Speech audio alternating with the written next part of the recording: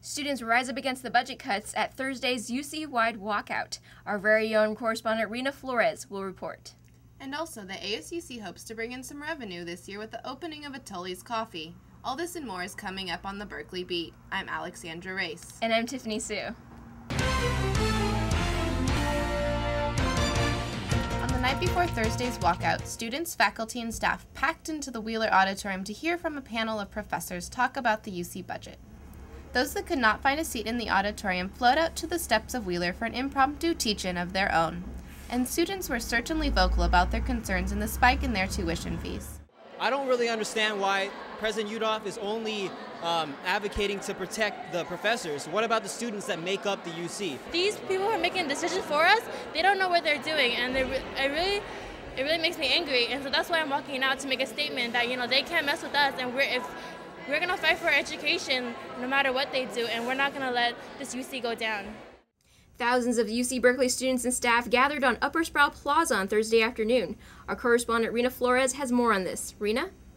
Thanks, Tiffany and Alexandra. Today is a big day at Berkeley. Behind me, students have gathered on Sproul in a rally protesting the recent changes that the UC Regents have made to the UC budget.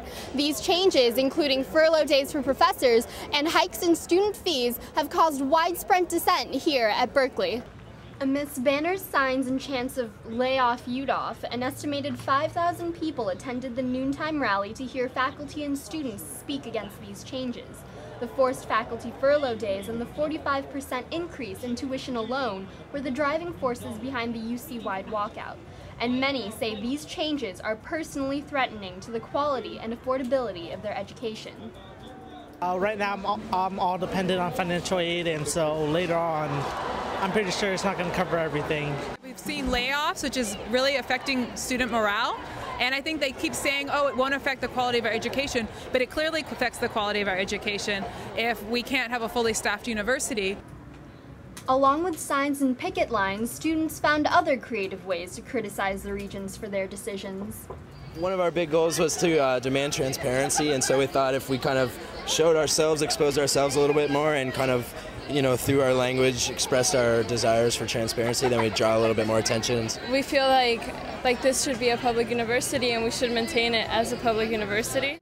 With a $750 million budget gap that needs to be resolved, students were also quick to offer alternatives to the university cuts. From the state level, I don't think we should be cutting public education at all, but I also think maybe they could tax the oil companies or even raise taxes. But despite the efforts of Berkeley students, faculty, and staff, there can be no guarantee the Regents will address these complaints. For Berkeley Beat, this is Reena Flores. Thank you, Reena, for that report. Students can now get a quick cup of coffee at the new Tully's right in the MLK Student Union. The grand opening of Tully's Coffee is next Monday. ASUC leaders and the CEO of Tully's will explain to students how the coffee shop's revenue will be shared with the ASUC. For events coming up this week, Michael Pollan will be leading an interactive food experience featuring tastings of local, organic, and sustainably grown foods. The food experience begins Thursday. The ASUC annual mail-in donation drive is this Friday, October 2nd. For those interested in volunteering, please contact the ASUC Health Services Director. That's all for our show today. Check back tomorrow for an in-depth coverage of the walkout. Thanks for watching.